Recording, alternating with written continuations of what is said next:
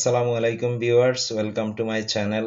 যারা নতুন কম্পিউটার বা ল্যাপটপ কিনেছেন, কম্পিউটার শিখতে চাচ্ছেন, তাদের জন্য আজকে আমি বেসিক কম্পিউটার ফান্ডামেন্টাল কোর্স নিয়ে হাজির হয়েছি। আপনাদের জন্য আমি ধারাবাহিকভাবে বেসিক কম্পিউটার প্রশিক্ষণের পর্বগুলো আমার চ্যানেলে আপলোড করব। পর্বগুলো যাতে মিস না করেন, অবশ্যই চ্যানেলটি সাবস্ক্রাইব করে নোটিফিকেশন আইকনটি অন করে দিবেন। তাহলে আমার আপলোড করা লেটেস্ট পর্বটি পৌঁছে যাবে আপনার কাছে।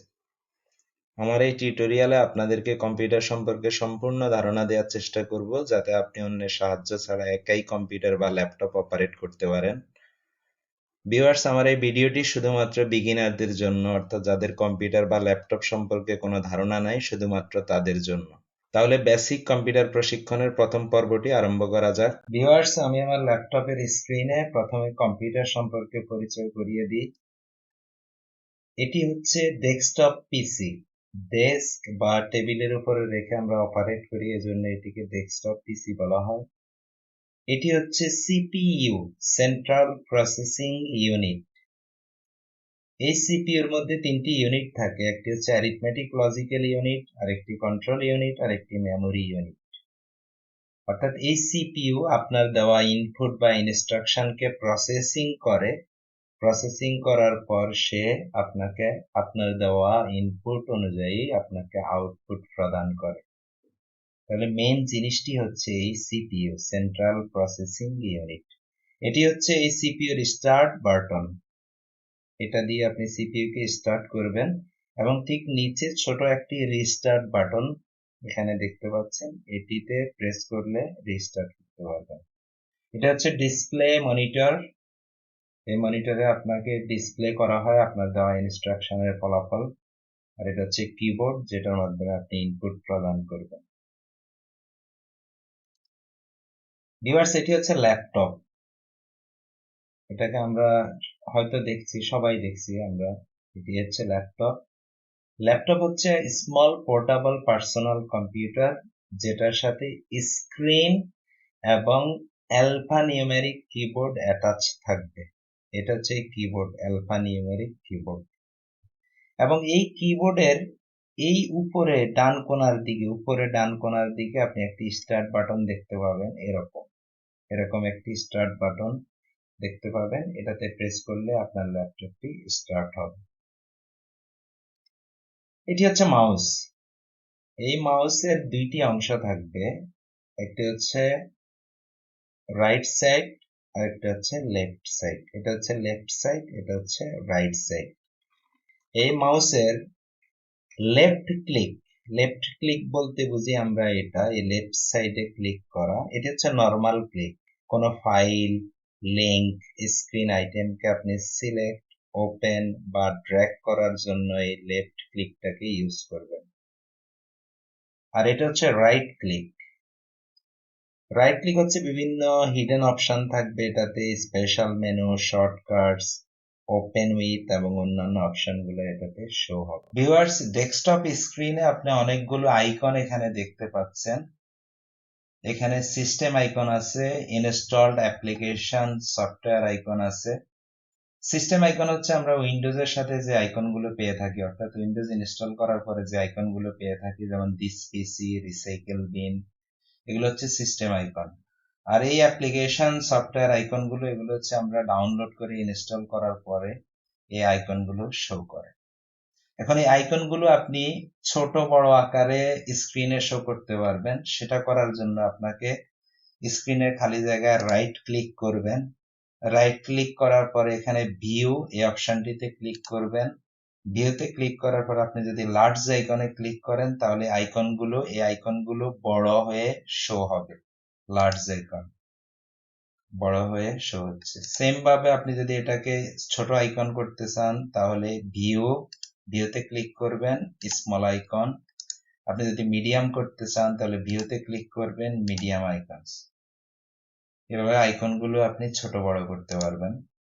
তারপর এই আইকনগুলোকে আপনি সাজাতে পারবেন। এই আইকনগুলোকে আপনি আপনার ইচ্ছে মতো সাজাতে পারবেন। সাজানোর জন্য আপনাকে রাইট ক্লিক করতে হবে। রাইট ক্লিক করার পরে সর্টে ক্লিক করবেন, সর্ট বাই, এটিতে ক্লিক করবেন। ক্লিক করার পর এটাকে আপনি নাম অনুযায়ী সাজাতে পারবেন, সাইজ অনুযায়ী সাজাতে পারবেন, টাইপ অনুযায়ী সাজাতে পারবেন। এবং ডেট অনুযায়ী আপনি এটাকে সাজাতে পারবেন। তো আমি এটাকে ডেট অনুযায়ী সাজালাম, এটি ডেট অনুযায়ী সাজালে আপনি ইচ্ছে করলে এখন আপনি নাম অনুযায়ীও সাজাতে পারেন, নেম অনুযায়ী আমি এটাকে সাজালাম। আর এই উইন্ডোজ স্ক্রিন ডিসপ্লেটাকে রিফ্রেশ করার জন্য রাইট ক্লিক করবেন, রাইট ক্লিক করে আপনি রিফ্রেশে ক্লিক করবেন। এখন আপনি যদি ডেস্কটপের এই আইকনগুলোকে আপনি যদি হাইড করতে চান, তাহলে মাউসের রাইট ক্লিক করবেন, ভিউতে ক্লিক করবেন, শো ডেস্কটপ আইকনস, এটাতে ক্লিক করবেন, হাইড হয়ে গেছে। এখন যদি আপনি আবার শো করতে চান, তাহলে সেম ভাবে রাইট ক্লিক করবেন, ভিউতে ক্লিক করবেন, শো ডেস্কটপ আইকনস, এটির উপরে ক্লিক করবেন। কোনো ফাইল, ফোল্ডার অথবা ব্রাউজারকে ওপেন করার জন্য মাউস পয়েন্টারটিকে ব্রাউজারের উপরে রেখে ডাবল ক্লিক করবেন, তাহলে ব্রাউজারটি ওপেন হবে। অথবা মাউস পয়েন্টারটিকে ব্রাউজারের উপরে রেখে রাইট ক্লিক করবেন, ওপেন এই অপশনটিতে ক্লিক করবেন, তাহলে ব্রাউজারটি ওপেন হবে। এখন আপনি ব্রাউজারে কাজ করার পর আপনার মনে হচ্ছে যে আপনি অন্য কোনো কাজ করবেন, তাহলে এই ব্রাউজারটিকে আপনি ক্লোজ না করে, বন্ধ না করে দিয়ে এই ব্রাউজারটিকে মিনিমাইজ করে রাখতে পারেন। মিনিমাইজ করার জন্য এই উপরে ডান কোণায় এই মাইনাস সাইনটি দেখতে পাচ্ছেন, এটির উপরে ক্লিক করলে ব্রাউজারটি মিনিমাইজ হয়ে যাবে। এখন যদি আপনি পুনরায় এই পেজটিতে ফিরে যেতে চান, তাহলে এটার উপরে ক্লিক করবেন, ক্লিক করলে ম্যাক্সিমাইজ হয়ে যাবে। মাঝখানে যে সাইনটি দেখতে পাচ্ছেন, এটির উপরে ক্লিক করলে এটি মিডল মাইজ হবে বা রিস্টোর ডাউন। এটিকে আপনি আবার ম্যাক্সিমাইজ করতে চাইলে এটির উপরে ক্লিক করবেন। অথবা আপনি এই মিডল মাইজ করার পর আপনি এটিকে ম্যানুয়ালি এটিকে আপনি টেনে ছোট বড় করতে পারবেন, ড্র্যাগ করে আপনার প্রয়োজন অনুযায়ী আপনি ছোট বড় করতে পারবেন। আমি ম্যাক্সিমাইজ করে দিচ্ছি। এখন আপনার কাজ শেষ, আপনি আর এই ব্রাউজারটি ইউজ করার প্রয়োজন নেই, আপনি এটিকে বন্ধ করে দিতে যাচ্ছেন, তাহলে ডান কোণায় উপরে এই ক্রস সাইনটিতে ক্লিক করবেন, তাহলে ব্রাউজারটি ক্লোজ হয়ে যাবে। ক্লোজ হয়ে গেছে। আমার ডেস্কটপ স্ক্রিনের ব্যাকগ্রাউন্ডে একটি ইমেজ দেখতে পাচ্ছেন। এই ইমেজটিকে কিভাবে সেট করবেন সেটি এখন দেখাবো। মাউসে রাইট ক্লিক করবেন, রাইট ক্লিক করার পর পার্সোনালাইজ এই অপশনটিতে ক্লিক করবেন, বাম দিকে ব্যাকগ্রাউন্ড এই অপশনটিকে সিলেক্ট করে দিবেন। সিলেক্ট করার পর দেখতে পাচ্ছেন আমার ব্যাকগ্রাউন্ডে যে ইমেজটি সেট করা আছে সেটি। এই ইমেজটিকে এখন আপনি অন্য ইমেজ দ্বারাও চেঞ্জ করতে পারবেন। আপনি এই ইমেজটিকেও সিলেক্ট করে দিতে পারবেন। দেখেন আমার ব্যাকগ্রাউন্ডে এই ইমেজটি সেট হয়ে গেছে। এখন এখানে পিকচার সেট করার জন্য বা ইমেজ সেট করার জন্য আপনাকে এই অপশন থেকে পিকচার এই অপশনটিকে সিলেক্ট করে দিতে হবে। এখন আপনি এই ব্যাকগ্রাউন্ডে সলিড কালারও সেট করতে পারবেন। সলিড কালার সেট করার জন্য এই অপশন থেকে আপনাকে সলিড কালার এই অপশনটিকে সিলেক্ট করে দিতে হবে। এখানে আপনি স্যাম্পল সলিড কালার দেখতে পাচ্ছেন অনেকগুলো, এখান থেকে আপনার পছন্দ অনুযায়ী যে কোনো কালার দিতে পারেন। আমি এই কালারটিকে চুজ করলাম। এখন দেখেন আমার ব্যাকগ্রাউন্ড স্ক্রিনের কালারটি চেঞ্জ হয়ে গেছে। এখন আপনি লক স্ক্রিন, এখন দেখাচ্ছি লক স্ক্রিন কিভাবে সেট করবেন। সেম ভাবে আপনি এখান থেকে পিকচার অপশনটিকে সিলেক্ট করবেন, এখান থেকে আপনার পছন্দ অনুযায়ী লক স্ক্রিন সেট করবেন। লক স্ক্রিনটা হচ্ছে আপনি যদি আপনার ল্যাপটপ বা কম্পিউটারে টোটাল কোনো কাজ না করেন, মাউস বা কিবোর্ডও নাড়াচাড়া না করেন, তাহলে আপনার সেট করা টাইম অনুযায়ী লক স্ক্রিনটা চালু হবে। এখন দেখাবো স্ক্রিন সেভারটিকে আপনি কিভাবে সেট করবেন। স্ক্রিন সেভারটিকে সেট করার জন্য লক স্ক্রিন অপশনটি সিলেক্ট করবেন, তারপর এই পেজের একেবারে নিচের দিকে স্ক্রিন সেভার সেটিংস একটি অপশন আছে, এটিতে ক্লিক করবেন। এটিতে ক্লিক করার পর এখানে আপনি অনেকগুলো ফরম্যাট দেখতে পাবেন। 3D টেক্সট, এই 3D টেক্সট আপনি এখানে সেটিংসে যাবেন, সেটিংসে গিয়ে কাস্টম টেক্সট, এই কাস্টম টেক্সটের এখানে আপনি যে লেখাটা লিখবেন সেই লেখাটি শো হবে। এখানে আমি দিলাম অল ইন ওয়ান, আমার চ্যানেলের নাম, আপনি এখানে আপনার নাম ইউজ করতে পারেন।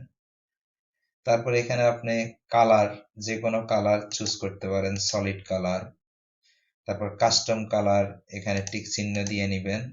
তারপর এখান থেকে চুজ কালার, এই অপশন থেকে আপনি যে কালারটি চুজ করতে চান সেই কালারটি চুজ করতে পারেন। আমি রেড চুজ করলাম। ওকে, এখন দেন ওকেতে ক্লিক করব। এখন আমি প্রিভিউ দেখি যে আমার এই স্ক্রিন সেভারটি কিভাবে শো হবে। প্রিভিউতে ক্লিক করলাম, এই স্ক্রিন সেভারটি এভাবে শো হবে। এখন ভিউয়ার্স, এই স্ক্রিন সেভারটি আপনি যদি 2 মিনিট পরে দেন, অর্থাৎ 2 মিনিট যদি আপনি আপনার ল্যাপটপ বা কম্পিউটারে কাজ না করেন, মাউস কিবোর্ড নাড়াচাড়া না করেন, তাহলে 2 মিনিট পর আপনার এই ল্যাপটপ বা স্ক্রিনে এভাবে স্ক্রিন সেভারটি শো হবে। তাহলে আপনি নর্মাল অবস্থা যাওয়ার জন্য মাউস নাড়াচাড়া করবেন, মাউস নাড়াচাড়া করলেই নর্মাল অবস্থায় ফিরে যাবে।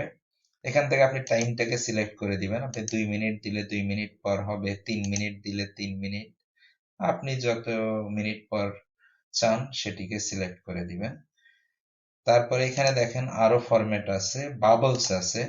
বাবলসটাকে যদি সিলেক্ট করেন, আমি প্রিভিউ দেখাচ্ছি। এই বাবলসটাকে সিলেক্ট করলে এভাবে বাবলস গুলা প্রিভিউ দেখতে পাচ্ছেন, এভাবে আপনার স্ক্রিন সেভার হিসেবে শো হবে। আবার মাউসে নাড়াচাড়া করবেন, তাহলে নর্মাল অবস্থায় ফিরে যাবে। এখান থেকে আপনি আপনার পছন্দ অনুযায়ী আপনি স্ক্রিন সেভার সেট করতে পারবেন। তারপর সেট করার পর এখানে অ্যাপ্লাই, তারপর ওকেতে ক্লিক করবেন। ভিউয়ার্স, এখন আপনাদের দেখাবো যে আপনি আপনার পিসিতে ডাউনলোড করা অথবা পিসিতে সেভ করা কোনো ইমেজকে যদি আপনি এই ডেস্কটপ স্ক্রিনের ব্যাকগ্রাউন্ড হিসেবে সেট করতে চান, তাহলে কি করবেন। আমার ইমেজ যে ফোল্ডারে আছে, আমি সেই ফোল্ডারে চলে যাচ্ছি। আমার ইমেজটি আছে এই ফোল্ডারে। এখান থেকে আপনি যদি এই ইমেজটিকে আপনার ব্যাকগ্রাউন্ড হিসেবে সেট করতে চান, তাহলে রাইট ক্লিক করবেন। রাইট ক্লিক করার পর set as desktop background, set as desktop background, এটিতে ক্লিক করবেন। তাহলে দেখেন আমার ব্যাকগ্রাউন্ডে এই ইমেজটি সেট হয়ে গেছে। সেম ভাবে, অথবা আপনি এই যে এই ইমেজটাকে ওপেন করতে পারেন। প্রথমে ওপেন করবেন, ওপেন করার পর রাইট ক্লিক করবেন। রাইট ক্লিক করার পর এখানে set as background, set as lock screen, আপনি যেটা পছন্দ সেভাবে করে নেবেন। লক স্ক্রিন হিসাবেও সেট করতে পারেন, ব্যাকগ্রাউন্ড হিসাবেও সেট করতে পারেন। আমি ব্যাকগ্রাউন্ড হিসেবে সেট করে দিলাম।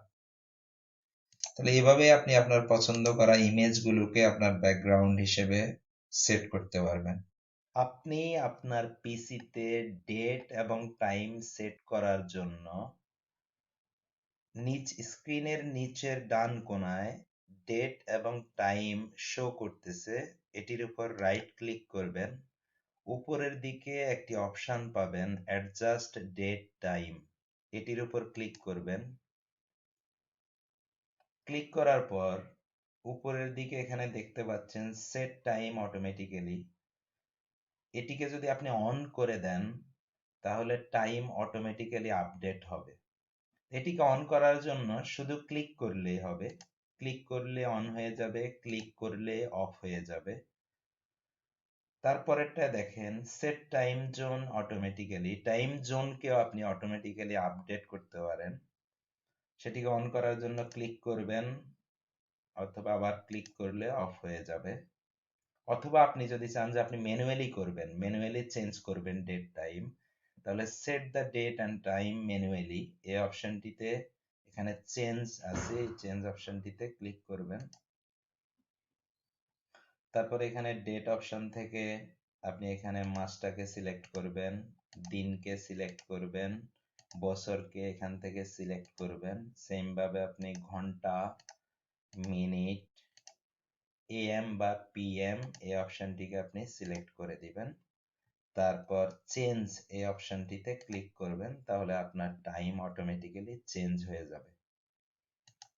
ভিউয়ার্স, ভিডিওটি এই পর্যন্তই। দেখা হবে বেসিক কম্পিউটার প্রশিক্ষণের দ্বিতীয় পর্বে। ভালো থাকবেন। আসসালামু আলাইকুম।